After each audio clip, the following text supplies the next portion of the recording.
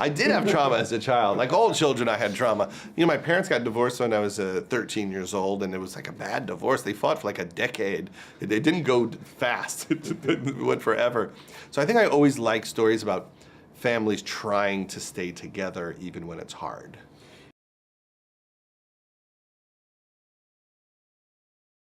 I don't think it's that I'm changing it. I think I'm trying to make movies that are in the vein of movies that I like Terms of Endearment or Diner or Fast Times at Ridgemont High. There, you know, certain filmmakers like James Cameron and not James Cameron, James Brooks. I like James Cameron too. He's funny as well. True Lies is funny. And Barry Levinson and Cameron Crowe, people like that, who I want to make movies that, in the style they do, which is there's a lot of comedy and drama, and I push that.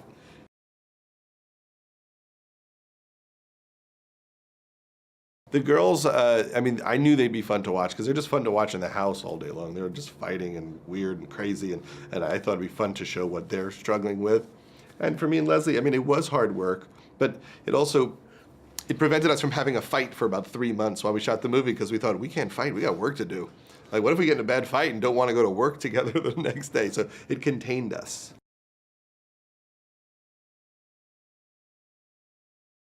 I think a lot of times people think of it as the halfway mark. Soon maybe it'll be the 1/3 of the way mark.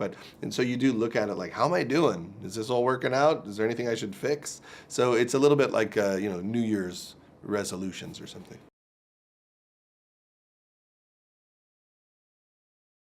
Well, I mean, the most fun part of any movie is like picking people to play all the parts. So to have Jason Segel in there and Albert Brooks and John Lithgow is, you know, it's what makes the world of the movie so alive and funny.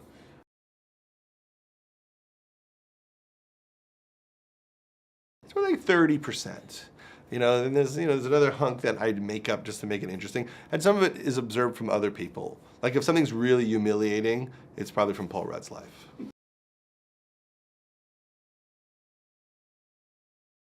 Yeah, I mean, I want the movies to do well enough that I can make movies and people don't feel the need to, you know, intrude too much. I mean, you do get freedom based on whether or not you're succeeding. And I have a great relationship with Universal. They've been very supportive of me growing too. Like they do encourage me to try new things. They're not trying to keep me in a box.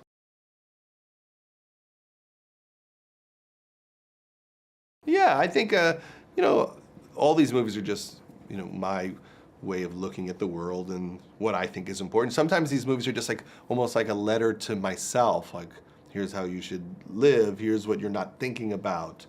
You know, a movie like this, you kind of make the movie to figure out why you're making the movie. And it is to remind myself, you know, what my values should be.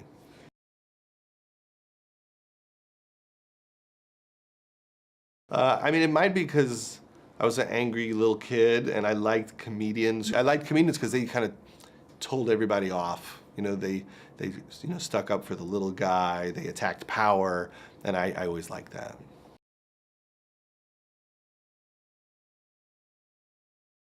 Well, I have to, you know, disappear for a year, and it usually takes me like 6 months to write half of it, and then I don't write for 3 months and think about it, and then I'll try to finish it in like a week or two, and then rewrite it for the next 3 or 4 months, and then I'm ready to shoot.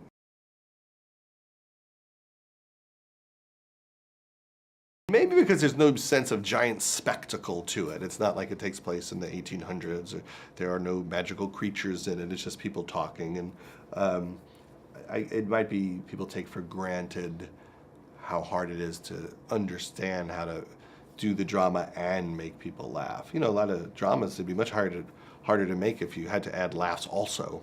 And also because they make you happy, I think maybe they think that they don't have as much weight, like depressing things are more difficult or more important.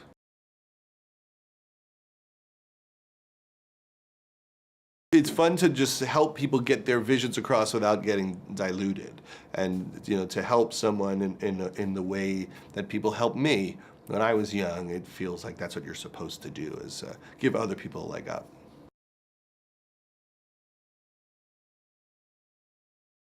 We have Les Mis, we have The Hobbit, we have Django, There's a lot of big movies, but hopefully there's a space for a comedy like this. There's not any comedies like this in the market, and people like to laugh. It's one of the few reasons why people go to the movies, is to have this communal experience of laughing with other people.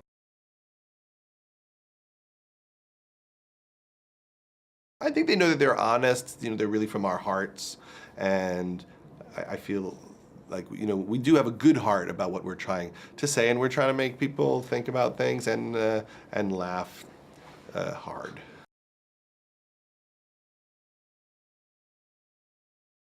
Well, it's funny to show people facing terrible obstacles. Nice people facing terrible obstacles and making awful mistakes is usually pretty funny.